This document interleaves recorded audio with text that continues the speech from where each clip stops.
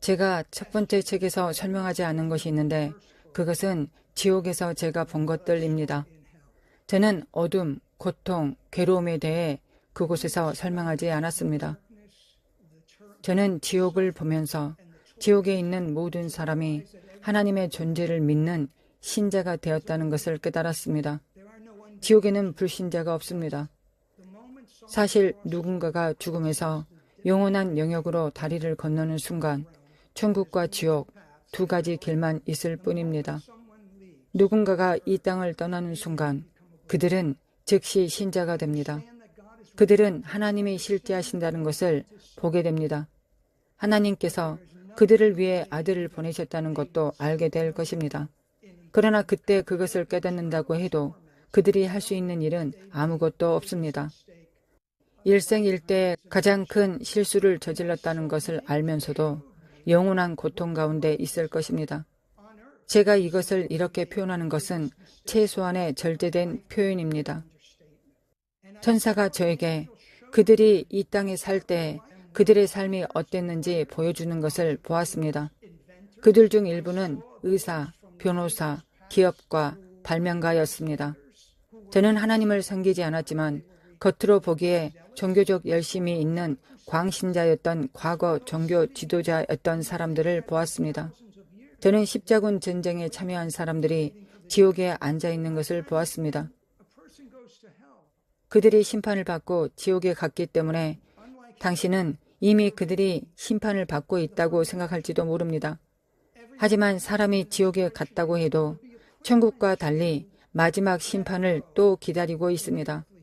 지옥에 있는 모든 사람은 그곳에서의 만료일이 있습니다. 이 땅에서의 사형수와 같은 의미일 것입니다. 한 번 더 마지막 심판을 거쳐 불못에 가기를 기다리고 있습니다. 지옥에서는 더 큰 심판을 받는 사람들이 있습니다.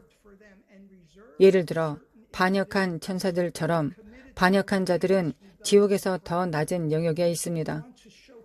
그들을 위해 예비된 곳이 있습니다. 하나님을 대적하여 가장 극악하고 반역적인 범죄를 저지른 특정 개인들을 위해 예비된 장소가 있습니다. 저는 사람들에게 온영으로 둘러쳐진 보혈의 능력을 보여주고 싶습니다. 우리를 둘러싸는 테두리만이 아니라 저는 예수와의 보혈로 둘러싸여 있습니다. 저는 이 삶에서 제 육신에서 예수와의 보혈의 권세를 이해하고 실행하는 법을 배웠습니다. 저는 이 땅에서가 아닌 다른 편에서 보혈의 능력을 경험한 적이 없습니다. 그것에 대해 생각해 보십시오. 제가 이 땅에서 가지고 있는 권세가 지옥에서 경험한 것과 같은 권세입니다. 그것은 매우 큽니다. 네, 제가 당신의 말을 이해했습니까? 당신이 지옥을 방문했을 때 타락한 신자들을 보았다는 것이죠. 이것이 한 번 구원받으면 영원히 구원받는 것과 무슨 상관이 있습니까? 네, 저는 제 영으로 한 젊은 여성을 보았습니다. 그녀는 믿음 안에서 자랐지만 타락했고 하나님을 거역하였습니다. 사람들은 그녀에게 하나님의 말씀을 증거하였습니다. 성령님이 그녀를 다시 살리시기 위해 그녀 안에서 역사하셨지만 그녀는 그것을 거부했습니다. 그날 그녀는 교통사고를 당하고 죽었습니다. 그녀는 신앙 속에서 자랐지만 하나님을 거역했습니다. 그녀는 누구도 상상할 수 없을 만큼 가장 어둡고 용서받지 못하는 곳에서 자신을 발견했습니다. 하나님이 천국을 만드셨듯이 지옥을 만드셨습니다. 지옥에는 천국만큼이나 많은 질서가 있습니다. 하나님께서는 질서의 신이시기 때문입니다. 그분은 둘 다를 지으셨습니다. 저는 예전에 천국의 메시지에 집중하곤 했지만 지금은 사람들에게 이것을 증거하는 자신을 발견하게 됩니다. 저는 사람들에게 묻습니다. 당신은 천국이 예약되었습니까? 그들은 저에게 예약이 무슨 뜻인지 물어봅니다. 만약 오늘이나 내일, 모레 당신에게 무슨 일이 일어난다면, 만약 당신의 생명이 마치 밤에 환영이 오는 것처럼 계획 없이 끝난다면 천국에 예약되어 있어야 합니다. 만약 당신이 천국에 예약되어 있지 않으면 기본적으로 지옥에 예약되어 있는 것입니다. 둘 중 하나입니다. 이 땅을 떠나서는 그것을 할 수 없습니다. 사전 예약을 해야 합니다. 그것은 한 가지 방법으로만 가능합니다. 그리고 매우 그 방법은 간단합니다. 예수님, 제 삶에 들어오셔서 저를 하나님의 자녀로 삼아 주소서. 어린 양의 생명책에 기록되어 있어서 제가 천국에 갔을 때 천사들의 환영 잔치에서 영접받기를 원합니다. 저는 죽어서 죽음의 천사가 아닌 생명의 천사의 영접을 받기 원합니다. 여러분이 천국을 예약하면 곧 얻게 될 것입니다.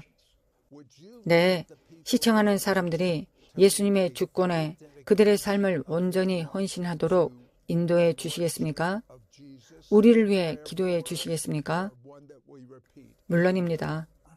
아브라함과 이삭과 야곱의 하나님 아버지, 보좌에 앉아 계시고 당신의 눈은 여기저기 움직이시며 항상 모든 삶을 지켜보고 계십니다. 모든 삶을 아시고 이해하십니다. 당신은 그들의 기쁨을 보시고 그들의 고통을 보시고 그들의 영적 믿음 상태와 그들의 영적 불신 상태를 보십니다. 저는 구체적으로 그 사람에게 말하고 싶습니다. 사랑 안에서 말씀드립니다. 당신은 불신 가운데 살고 당신의 삶에 예수와 예수님의 이름을 받아들이지 않았습니다. 당신은 반드시 받아들여야만 합니다. 지금 이 시간, 이 순간이 당신에게 절대적으로 중요합니다. 당신은 제 음성의 소리를 듣습니다. 예수님을 당신의 주님과 구주로 받아들이라는 권면을 버리지 마십시오. 더 이상 시간이 없습니다. 앞으로 일어날 일들이 있습니다. 당신은 믿음 앞으로 나아와야 합니다. 지금 이 순간 당신에게 말하고 싶습니다. 이 말씀으로 예수님을 받아들이십시오.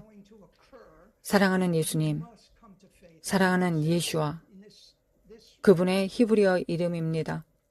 나는 당신을 나의 주님이자 구세주로 받아들입니다. 나는 당신을 나의 왕으로 받아들입니다. 나는 당신을 나의 삶을 인도하시는 분, 나의 발걸음을 인도하시는 분으로 받아들입니다.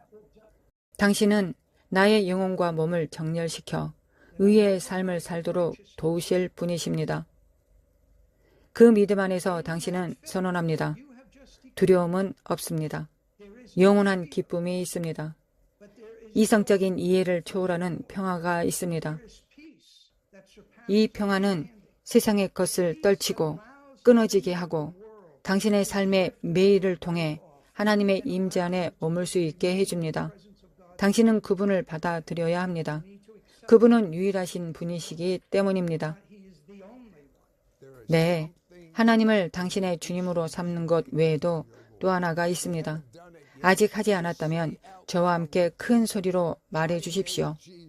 저는 예수님을 나의 메시아, 나의 구세주, 나의 주님으로 삼습니다. 제 안에서 사십시오. 아멘. 네, 시드. 당신이 저와 같이 유대인이라면 라삐 시드, 예슈와 하마샤, 당신의 메시아, 당신의 마샤흐. 네, 그런데 예수님은 예수라고 불리지도 않았습니다. 2000년 전 이스라엘에 살았다면 그분의 이름은 방금 펠릭시의 입에서 나온 단어였습니다. 예슈와 하마샤, 예슈와 메시아. 그분의 어머니 마리아가 예슈아라고 불렀습니다. 이제 우리가 절실히 하나님의 은혜와 그분이 우리를 부르시는 아브라함의 문으로 들어가기 위한 바람이 필요하다고 말합니다. 네, 하나님이 아브라함의 이름을 아브라함으로 바꾸셨을 때 그의 이름에 헤이라는 문자를 추가하여 그에게 아브라함이라는 소리를 주셨습니다. 그것은 거의 숨과 같이 나오는 것입니다. 올해는 성령님의 숨, 헤이가 더욱 강화되는 시즌이자 1년이 될 것이라는 것은 우연이 아닐 것입니다. 2배로 이것이 강화되었기 때문입니다. 강화된 계시는 5, 7, 8, 5년을 가리킬 것이라고 저는 믿습니다.